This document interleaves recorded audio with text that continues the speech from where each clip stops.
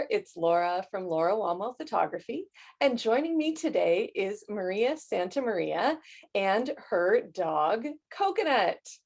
Welcome, Maria. I'm so excited to have you here today. Thank you. I'm very excited to be here.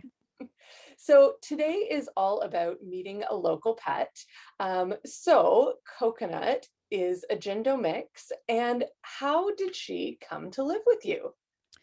That is a good story. I love telling those stories. So we adopted Coconut from Korea 3.5 years ago. We had just moved into our new house, and my partner and I were just settling in. And I knew I always wanted a dog of my own. I grew up with dogs, so it just made sense for me that once I moved out and got married, I'd have a dog. And we knew we wanted a rescue. So we started looking on Pet Finder mainly, and I saw her picture one day, and so I don't. So Coconut has a head tilt. It's very distinguishable, and it turns out that when she was in Korea, she unfortunately was in a car accident. And that's how they found her. Yeah, and so because of the car accident, she has a permanent head tilt. So Oh, it's very wow. quirky. Yeah. So we've taken her to a chiropractor and they said that she doesn't have any pain. And because it's been so long, they don't think they can fix it and it's not really worth it. Since she seems to be fine. Um, we think she's a little bit deaf in one ear and she can't catch with her life. I don't know if that's because of the head tilt or she's just really not very coordinated. Um, but anyway, so I saw her picture. We applied to adopt her, and the process was super easy. Um, it all happened so fast, to be honest. I thought it was gonna take a while, but we applied. I think the next day they reached out to us, and then within a couple of days, there was somebody doing an in-house inspection. Wow. And I think within a week we were at the airport going to pick her up. Yeah. So we drove to Toronto Airport and we waited for her at arrivals and they brought her out in her crate and it was so surreal. It was such a good experience. Um, and yeah, we got to take her home and introduce her to her new home with us. And yeah, she's been with us ever since. And she's come a long way. She was super shy when we first got her. She didn't know how to use the stairs. Um, was very afraid of men. Um, and it was a typical with rescues, often they sleep like all curled up at first, and then once they get more comfortable, then they start sleeping all sprawled out. So now she's all over the place. But yeah, she's come a long way. She's made a lot of doggy friends. Um, but yeah, that's how we got our little Coconut. Wow. I remember when we brought our first rescue home and the rescue handed her over, it was like, oh my gosh, just bringing home like legitimately your new fur child. It was so exciting. So I can't even imagine like compounded by that dog having just traveled to a different country. That's amazing. Yeah, 14-hour flight. Oh, wow. I know, my poor baby. So what can you tell me about the rescue that she was adopted through? So the rescue that we adopted her from is called Free Korean Dogs. Super great organization. We had actually intended to find a rescue that was local, but they're based in Toronto, so that's why they popped up on Pet Finder. And I was already, as soon as I saw her picture, I was already in love. I was like, That's the dog I'm getting." And then I found out that she wasn't even in the country; she was in Korea. Um, but I mean, I was sold. But the people are super nice. They go over there in Korea, um, and they rescue street dogs. They rescue dogs from high kill shelters, and they do a lot of rescues from dog meat Hmm. markets. Um, and the lady who heads it, her name escapes me right now. Um, she's fantastic. She's super sweet. Even now, my partner is a developer, and so whenever they have issues with their website, we're always on hand to help them. But they're super sweet people. But yeah, Free Korean Dogs is the name. I highly recommend checking it out. They have a website, and you can see all their dogs that are available for adoption. Um, and yeah, they were fantastic, and their network is so great. We have a group on Facebook with all the adopters that have adopted in the past, and everyone is super kind to each other. With rescues, you never know what you get, and so whenever someone has a concern or an issue, they post, and all the adopters will chime in with their advice and the recommendations and their experiences, and it's been great. Yeah, they're fantastic. Highly recommend them. Excellent. It's always so nice to have that support from the rescue when you've just adopted a pup. What are some of the challenges that Coconut has overcome through living with you and having a loving home? Um, I would say the biggest challenge was meeting new people. She's very shy, and even now, she is not the type to go up to random strangers. When we first got her, it was winter, and so there was a lot of people with the hats and the big coats, and they're all bundled up, and so it can be a little bit intimidating. So she would growl a little bit. Coconut does not bark. She rarely barks. Um, Really? but yeah, she's just super quiet. I think for the first like 6 months, we didn't even know if she had a voice because she never barked. She was so quiet. Oh, Um, wow. yeah, she's a Good little bit more that comfortable now. it Yeah, now she'll bark a little bit, but the doorbell would ring, nothing. She was so quiet. And apparently that's a Jindo thing. Mm, But I mean, I don't know. And but yeah, meeting new people I think is the biggest thing. She even now she won't generally let people touch her. Um, so usually we'll have to if we're petting her, she'll let someone else pet her. Um, and it sucks because she's so cute. She's a very, very good looking dog. I don't want to like toot my own horn here. She's a very, very good looking dog. She's got this big fluffy tail, these very soft pointy ears, and a little pink nose. Very cute. So people tend to want to pet her and go up to her, but she doesn't like it. She like recoils and she's like, "Don't touch me." Um, but she's come a long way. She doesn't growl at men. She's not as scared anymore in the winter when people are bundled up with their scarves and hats. Um, she's a little bit more adventurous now. So when we first got her, she couldn't do stairs. We had to carry her. Luckily, we live in a back split, so the stairs was literally like 6 stairs. Um, but yeah, at first she would not touch the stairs. But I think it's because we have hardwood. mm. And so she was kind of slipping a little bit and she didn't like that. But now she'll go wherever she wants. But aside from that, like we're very lucky. We didn't have that many challenges with her. She was already house trained. She didn't bark. Um, leash walking, she was okay. We did a little bit of training and it resolved itself.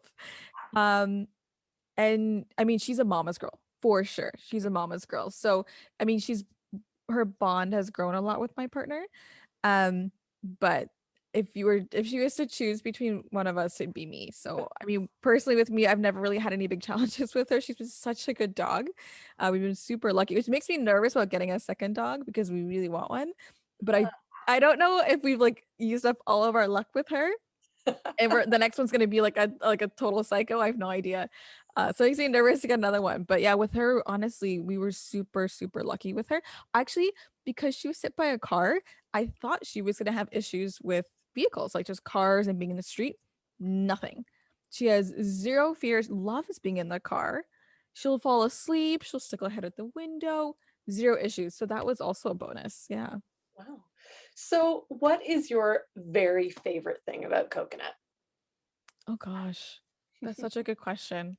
I think her head tilt is my favorite. And she's always smiling.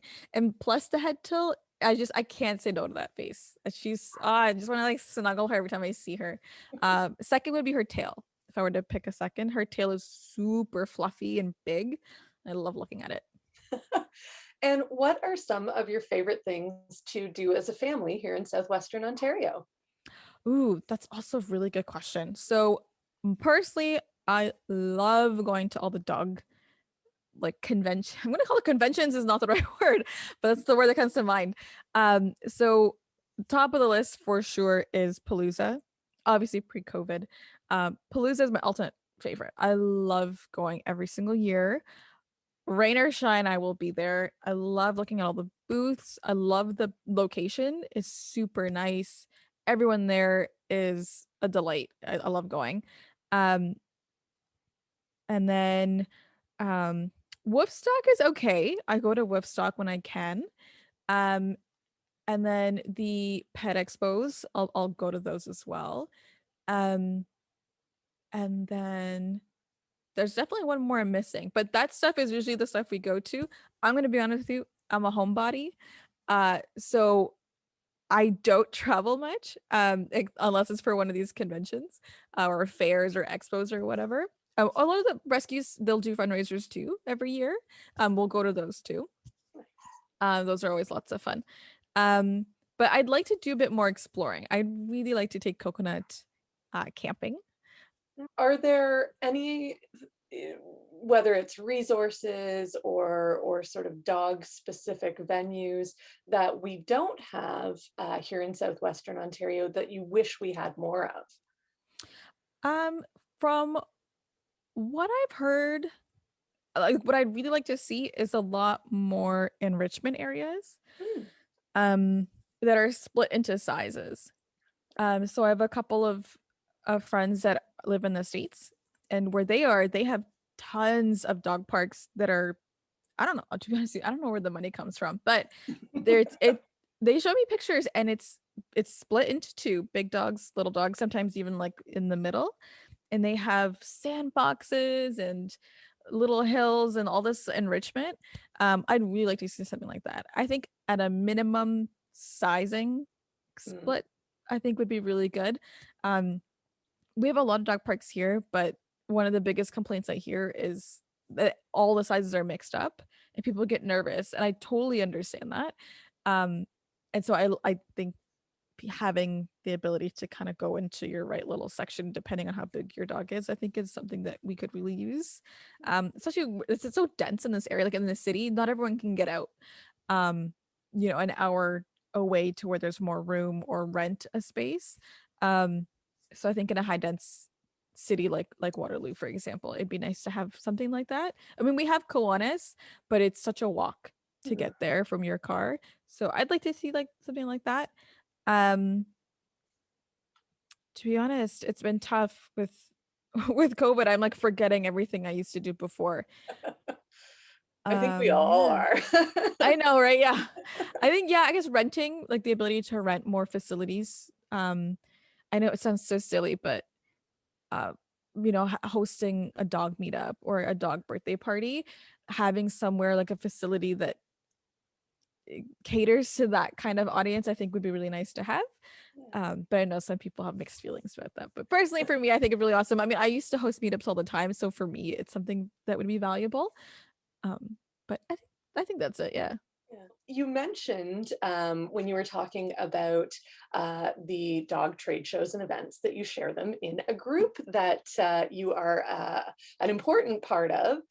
So you are the admin for the dog owners of KW Group. How did you get involved? Oh, that's also such a good question. So when I first got Coconut, um, even though I was brought up with dogs, I had so many questions. I had no idea what it felt like. I had no idea what I was doing. And I just found that there weren't that many resources. I believe at that time, the uh Dogs of Guelph group, I think it's called Dogs of Guelph. Yep, dogs of Guelph. Dogs of Guelph, right? Yeah. They were already around, but it was for Guelph, and I had more questions about KW.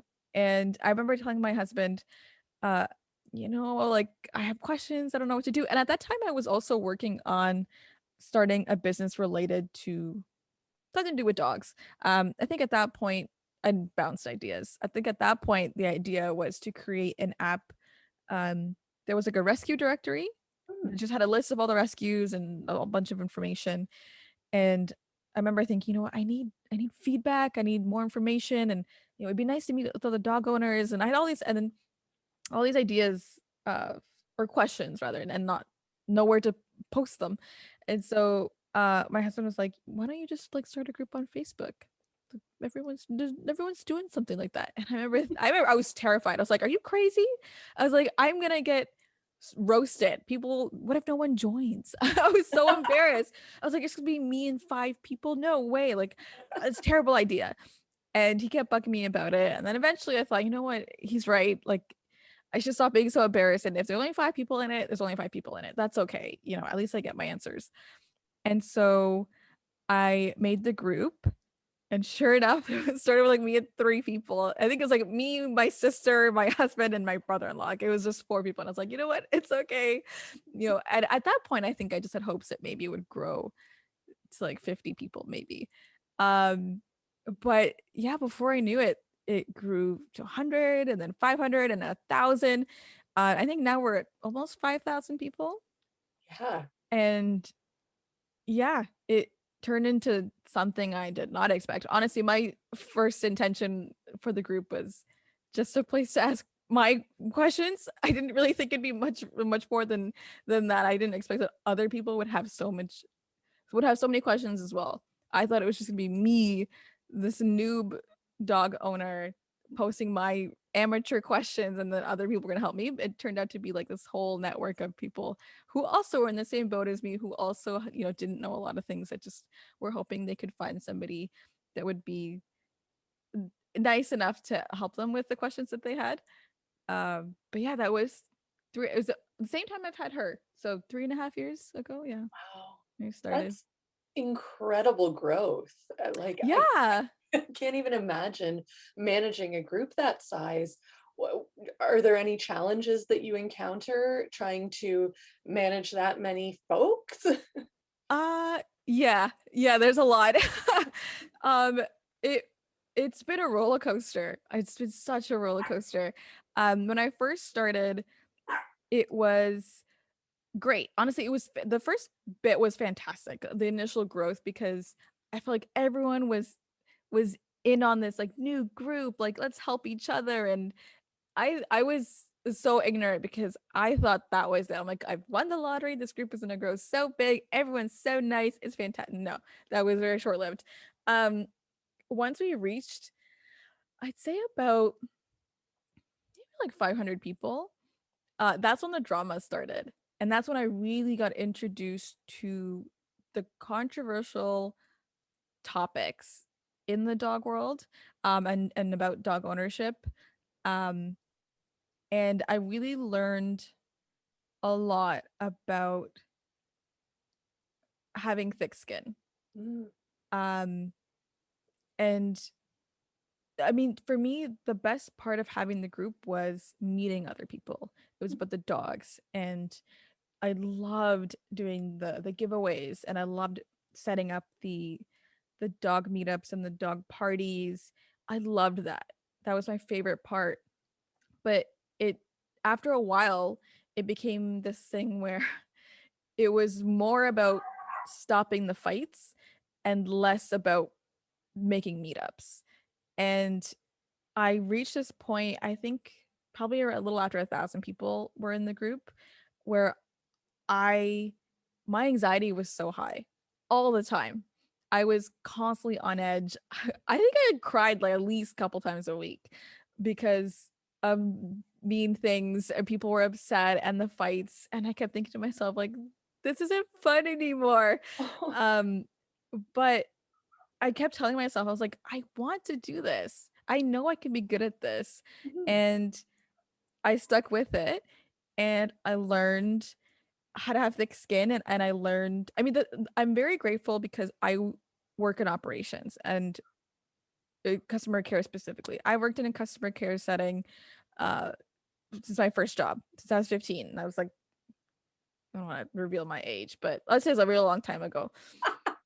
And so for me, like it was easy. And I knew that I wanted to be an admin that was always respectful, that, was polite and tried to be a mediator. mhm. And because people would tell me like just kick people out, like just who cares, like just swear at them back or whatever. But I didn't want to do that. I've never been that type of person.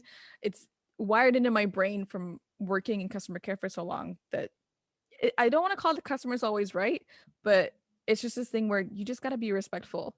And um, but it got to the point where every time I got a notification on my phone, my heart would start racing and I'd get so nervous that all I could think was like, "Oh no, what have I done this time? Who have I upset this time? What did somebody say?" And there was times, but it was all the time. It was constant, all day. I would be, scared to go to bed because I'd be like, "Okay, what if someone posts something while I'm sleeping?" And in the morning, I'd wake up to, 15 notifications and a bunch of messages that really, really upset people because somebody said something and I wasn't there to stop it in time. And after the group had reached a couple thousand, uh, it was just too much for me. I was like, Mm, what do I do? But I couldn't. So people had suggested, like, why don't you get another moderator? mhm, But I kept thinking to myself, how can I ask somebody else to put in, time out of their day to watch this, to babysit, essentially? I'm like, I can't pay them. And I would feel terrible if somebody was mean to somebody else. Like, it's okay if, you're mean to me, fine. I'm the admin. I have a bit I think I could handle it a bit better, but I don't think I could live with myself if I had a moderator and somebody was bullying them or something, or said something mean.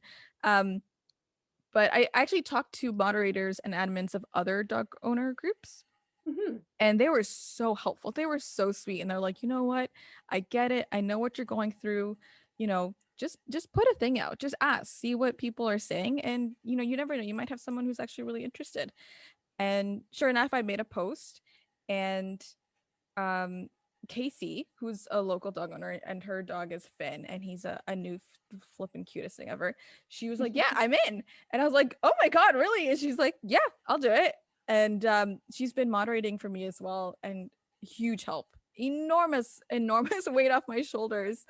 Um, but yeah, I'd say that the biggest challenge is keeping the peace. mhm. It's been tough, and with so many different opinions, and everybody's got, ideas of what they think is right, from training philosophies to raw versus kibble, vaccinations versus non-vaccinations, rescues versus pure, everything, somebody's got an opinion on it.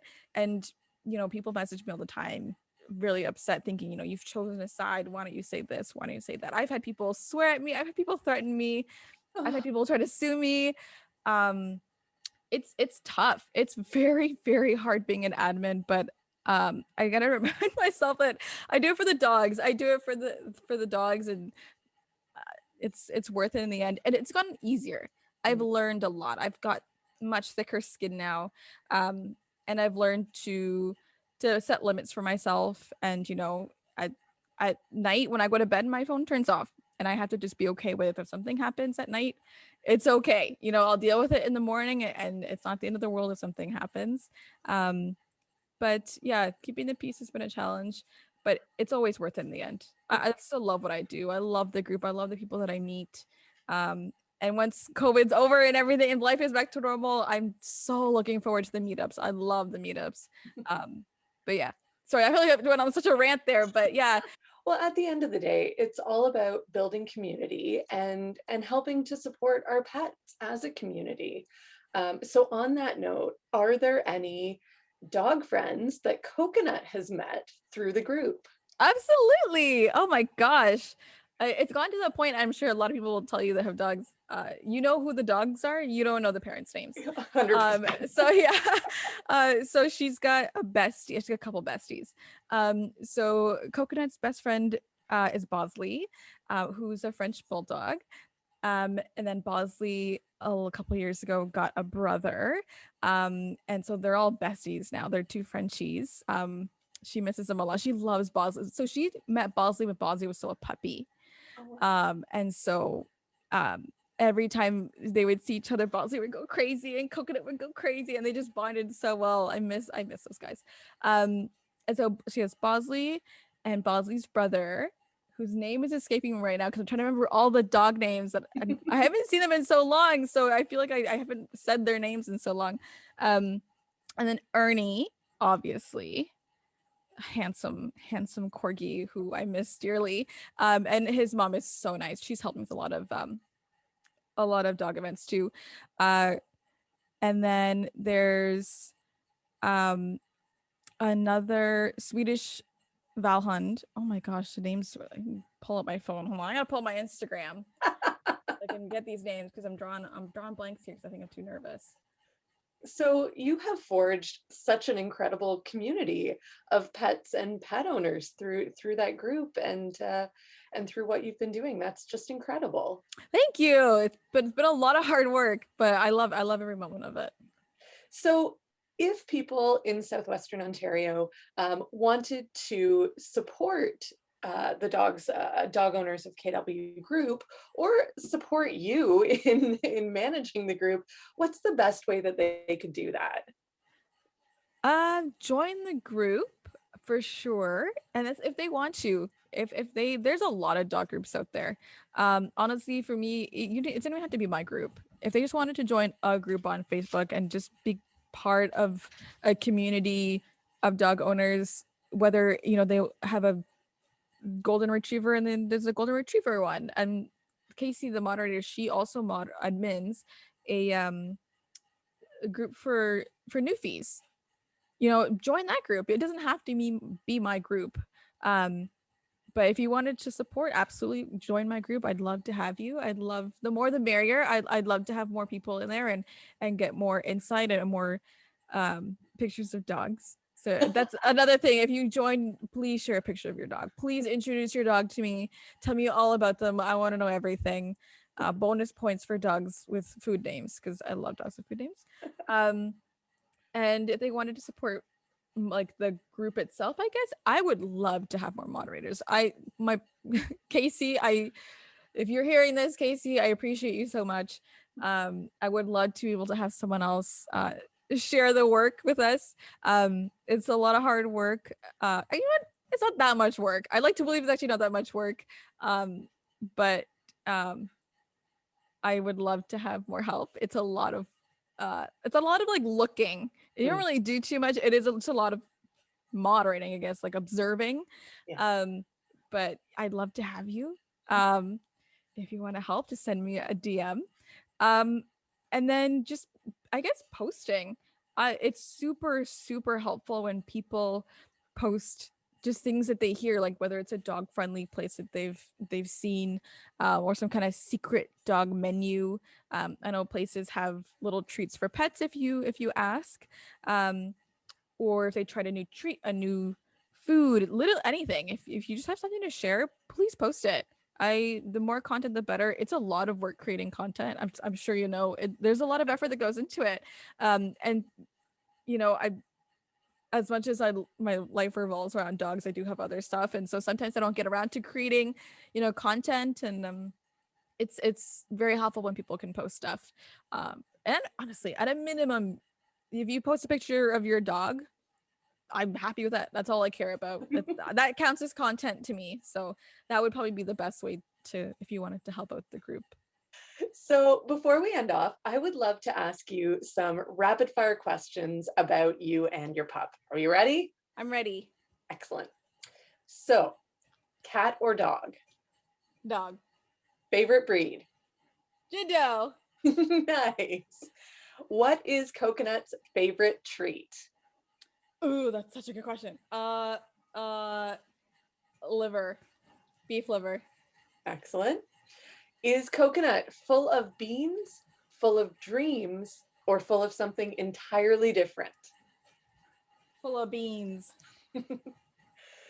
If Coconut were to be played by a human actor in a movie, who would play Coconut? Angelina Jolie. Yes, For nice. sure. That's excellent. So elegant. Yeah, look at she's so pretty. Perfect. And the last one, if money were no object and we weren't under any restrictions, what one amazing thing would you do to spoil your dog? I would build her own park with Yes. all the fun doggy stuff in a big sandbox and a very, very shallow pool and like slides. I don't know, just and like a little like automatic dog treat dispenser, and I don't know, yeah, just a big park. And then she could have all her doggy friends there too, and she can have parties all the time. Amazing. I love that answer so much. Well, Maria, it has been such a pleasure chatting with you today. Thank you so much for giving up some of your time. Of course. And it was really nice to meet Coconut. And I hope that you have all the continued success with the dog owners of KW Group. Cute. Well, this is Laura from Laura Wama Photography here with Maria Santa Maria and the beautiful and talented Coconut the Jindo. And we all hope that you and your pets have an awesome day. Bye.